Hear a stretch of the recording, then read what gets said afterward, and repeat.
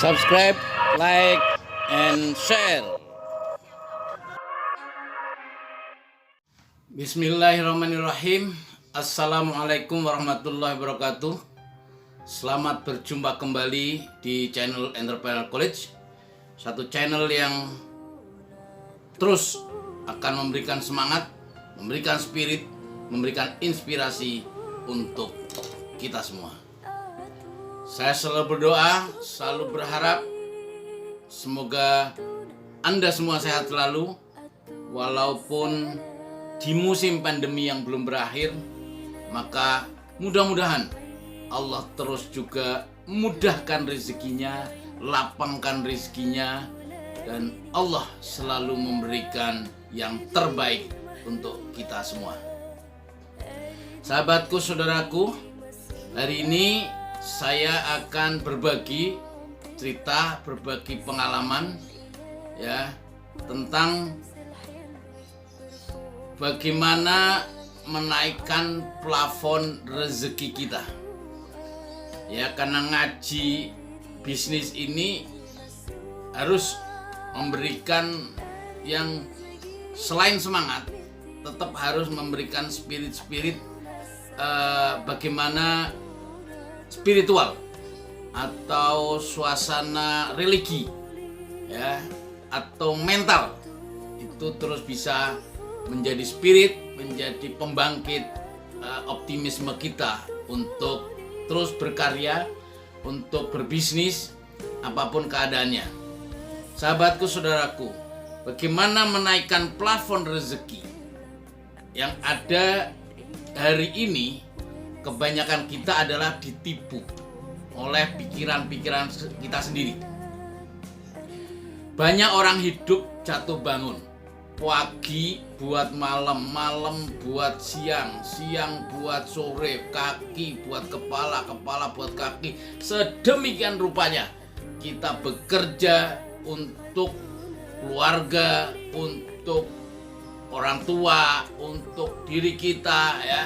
Bagaimana kita pengen sekali memperoleh income yang sebesar-besarnya, berkelanjutan, jadi seperti passive income yang tidak ada batasnya. Itu keinginan kita. Apakah realisasinya seperti itu? Tentu yang harus kita lihat bagaimana apa yang kita lakukan. Karena realisasinya adalah Allah akan memberikan dengan apa yang kita kerjakan, saudaraku. Sahabatku, saudaraku, banyak orang yang hidupnya jatuh bangun, harus bekerja keras hanya untuk mempertahankan kehidupannya yang pas-pasan. Pas untuk kebutuhan rumah tangga, pas untuk bayar hutang, pas-pasan ya. Syukur kalau pas mau beli mobil ada uangnya, pas mau beli rumah ada uangnya, itu top malah. Tapi kebanyakan orang kan enggak ya, hidup di kota seperti Jakarta misalnya, gaji dengan UMP, UMR. Tentu ini untuk bagaimana kita bisa survive itu sangat amat sulit sekali. Maka itu orang pergi pagi pulang petang mengerjakan apa saja, yang penting halal, tapi hasilnya adalah pas-pasan. Bekerja di kantor, bekerja di pabrik, jadi buruh, naik income-nya nunggu demo UMP, nunggu demo UMR. Ya, karena apa? Karena sulitnya keadaan kita untuk memperoleh income yang baik, atau setidaknya yang mencukupi semua kebutuhan kita. Apalagi kalau Anda seorang sarjana baru hari ini ya, menjadi pegawai, menjadi buruh, menjadi pekerja, maka yang Anda dapat adalah UMR, UMP. Pertanyaannya satu, kapan beli rumahnya? ya kan? Anda nggak akan pernah bisa beli rumah hanya dengan income IMP, kecuali ya betul-betul mengencangkan ikat pinggang extraordinary, betul-betul luar biasa Anda harus lakukan. Ya, itu pun kebanyakan juga tidak bisa. Karena apa? Karena memang harga-harga terus melambung, ya, inflasi terus melambung, dan inflasi tidak bisa ekuivalen atau sejajar dengan UMP atau upah minimum regional kita. Sahabatku, saudaraku, maka banyak orang yang hanya hidup mempertahankan income yang pas-pasan. Ya, saya punya saudara udah kerja 20 tahun, gaji masih tetap aja UMP. Ya kan, di pabrik kawasan jalan mana sana tuh, Jakarta Barat. Ya kan? Dan Mogot. Di sebuah pabrik udah lebih dari 20 tahun dia kerja di sana. Ya. Tapi hasilnya UMP. Kalau saya tanya kenapa nggak keluar? Sayang apa yang disayangkan? Ada THR. Jadi THR yang setahun sekali itu pun luar biasa. Ya, bagaimana mau lepas dari situasi sulit, tiap hari ditekan, tiap hari dipresur oleh bosnya, oleh atasannya, itu ya sudah, apa boleh buat. Dan itu banyak sekali saudara kita, sahabat kita yang hidup hanya untuk mempertahankan pas-pasan. Dan ini sebetulnya apa yang terjadi, mereka bisa jatuh bangun begitu karena sudah bekerja keras bertahun-tahun, penghasilannya segitu-gitu aja. Ada yang kedua, sudah berpenghasilan besar bertahun-tahun, namun tabungannya juga nggak pernah punya. Inilah sahabatku, saudaraku. Jadi ada satu masalah besar di dalam kehidupan kita, di dalam masyarakat kita, di dalam framing masyarakat kita sering tertipu oleh akal pikiran kita. Apa penyebab kegagalan Anda? Apa penyebab kegagalan kita? Saya sering menyebut bahwa kegagalan kita itu ada faktor X yang ada di dalam otak kita, yang ada di mindset kita. Apa itu? Saya sering menyebut namanya amigdala. Amigdala organ yang ada di dalam otak. Kerjanya adalah menjaga kita agar tetap dalam keseimbangan. Contoh, kalau Anda naik mobil, naik motor, ya kan, di tol, tiba-tiba Anda bisa sekencang-kencangnya 120 bahkan 150 km per jam.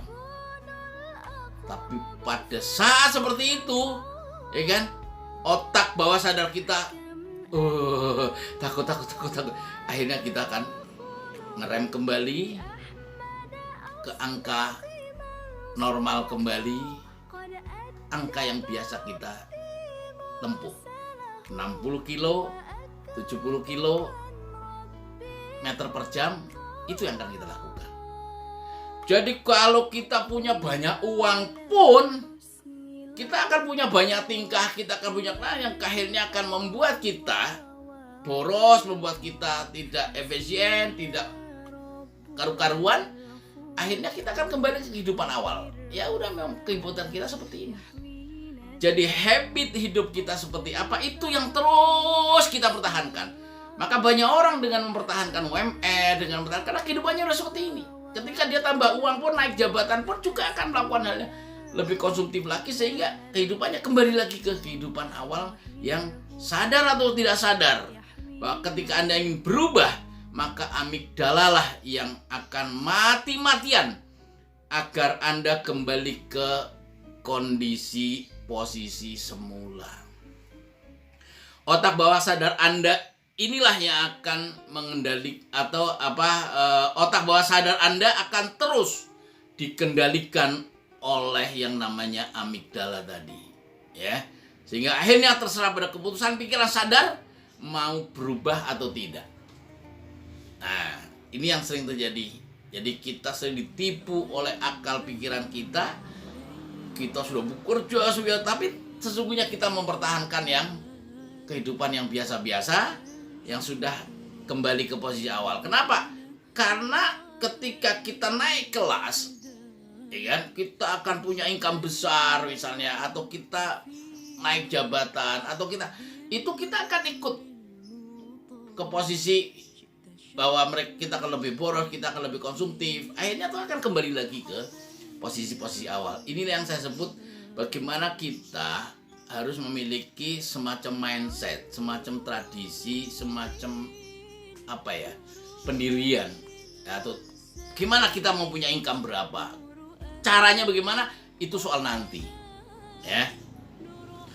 Caranya bagaimana itu soal nanti. Maka itu mau punya penghasilan berapa, Anda mau merubah nasib atau mau seperti biasa-biasa saja merubah kehidupan Anda sebagaimana kehidupan yang sudah biasa-biasa Anda temui.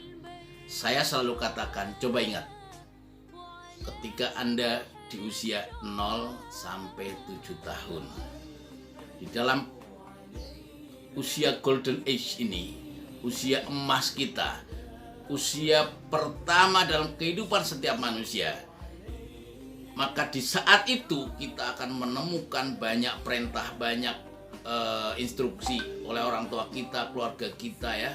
Jangan naik jangan naik tangga, jatuh. Jangan naik genteng, jatuh. Jangan lari-lari, jatuh, ya. Terus jangan main api, kebakar. Terus selalu jangan. Pendidikan jangan. Itulah yang akhirnya membuat otak bawah sadar kita mengkerut, mengecil, dan akhirnya dia susah untuk berkembang.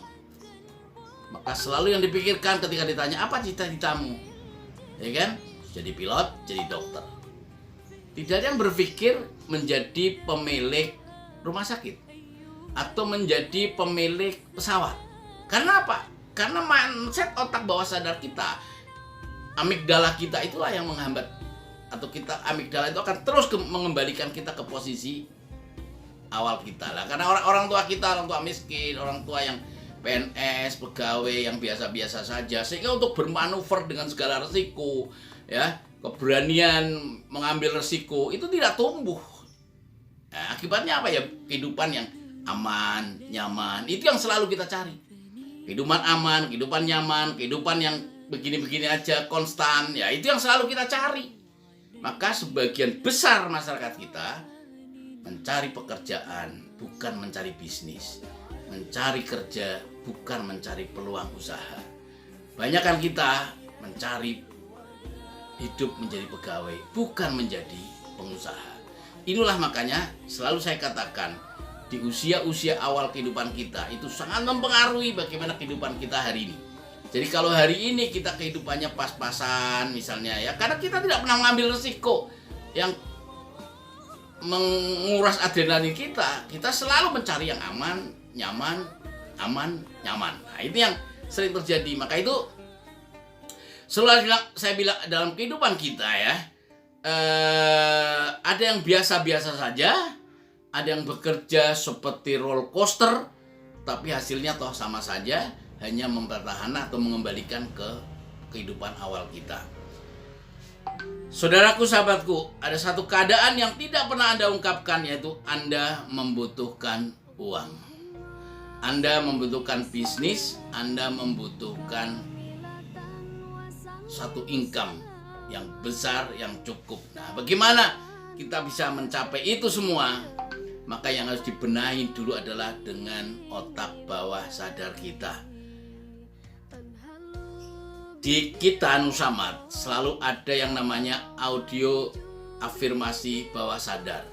Di sini saya mengajarkan Anda untuk punya plafon rezeki 50 juta lewat bisnis Nusamat. Nusamat adalah satu platform bisnis marketplace, ya, di mana Anda bisa menjadi anggotanya dengan hanya join 170.000. Kalau Anda sudah join dengan 170.000, maka Anda jadi member, Anda punya hak usaha di Nusamat, sekaligus juga punya hak menjadi anggota Koperasi Sahabat NU. Setelah itu Anda belanja sembako, consumer good di marketplace Nusamat, maka Anda akan dapatkan cashback. Dan cashback itulah yang membuat uang Anda yang selama ini uang sembako, uang konsumtif, kini dengan belanja di Nusamat, uang Anda menjadi uang produktif, uang yang terus berkembang terus sesuai dengan omset grup Anda dan omset Anda setiap bulan. Kalau setiap bulan hanya belanja 300.000, omset Anda pribadi dan semua anggota grup Anda juga belanja 300.000, dan hanya dengan memindahkan belanja sembako itulah, maka semua uang yang tadinya uang itu uang konsumtif kini bisa berubah menjadi uang produktif. Sahabatku, saudaraku, maka itu saya mengajarkan semua member Nusamad harus punya cita-cita, harus punya keinginan, dan Nusamad memberikan jalannya ke sana, yakni income plafon rezeki 50 juta. Itu angka yang harus diraih oleh semua member Nusamad. Dengan angka itu, maka insya Allah program umroh bersama Nusamad semua akan bisa diraih oleh semua member Nusamad. Karena setiap member Nusamad begitu join akan dapat voucher umroh dan ziarah Wali Songo. Sehingga secara sistem semua orang lewat cashbacknya member Nusamad maka akan memperoleh yang namanya cashback. Dan cashback itulah kita tak terasa bisa umroh gratis, bisa ziarah Wali Songo gratis. Sahabatku, saudaraku, ya, nanti akan ada insyaallah audio afirmasi bawah sadar yang saya ajarkan seperti apa di Nusamad, dan ini harus di repetition, diulang-ulang supaya masuk ke otak bawah sadar kita bahwa kita pengen punya income 50 juta, kita punya income 100 juta. Ini adalah sesuatu yang mungkin, sesuatu yang bisa kalau kita yakin bahwa kita berpikir bisa. Bisa karena kita yakin bahwa kita bisa. 50 juta menjadi plafon rezeki kita juga pasti bisa. Semua member Nusamad akan mencapai angka itu. Saya selalu mendoakan, saya selalu mencoba memberikan jalannya lewat bisnis Nusamad.